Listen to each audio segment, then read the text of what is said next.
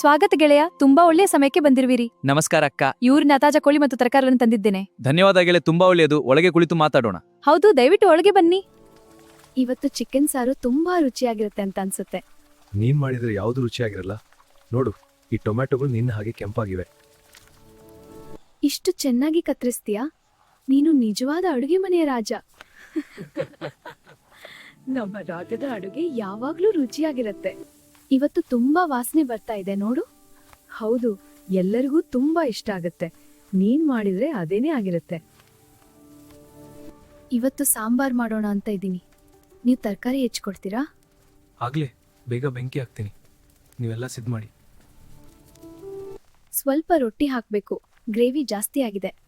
ಹೌದು, ಈ ನಾಟಿ ಕೋಳಿ ಚೆನ್ನಾಗಿ ಬೇಯಿಸಿದೆ. ವಾಸನೆ ತುಂಬಾ ಚೆನ್ನಾಗಿದೆ.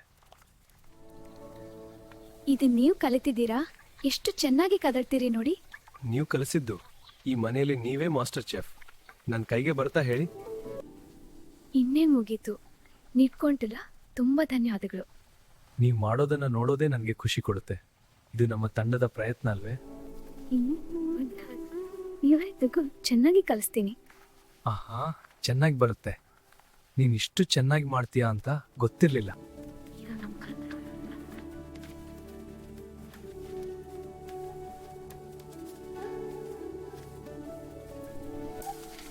ಇದು ತುಂಬಾ ಚೆನ್ನಾಗಿ ಉಬ್ಬುತ್ತಿದೆ ನೋಡಿ. ಹೌದು, ಮತ್ತೆ ನಮ್ಮ ಮೆಣಸಿನಕಾಯಿಗಳು ಸುಟ್ಟು ಸುವಾಸನೆ ಬರುತ್ತಿದೆ. ಇವತ್ತಿನ ಊಟ ತುಂಬಾ ರುಚಿಯಾಗಿದೆ. ನೀವು ತುಂಬಾ ದಣಿದಿದ್ದೀರಾ ಅಂತ ಕಾಣುತ್ತೆ. ತಿನ್ನಿ, ಬಿಸಿ ಬಿಸಿ ಇದೆ. ನಿಮಗೆ ಇಷ್ಟ ಆಯ್ತಾ? ತುಂಬಾ ಚೆನ್ನಾಗಿದೆ.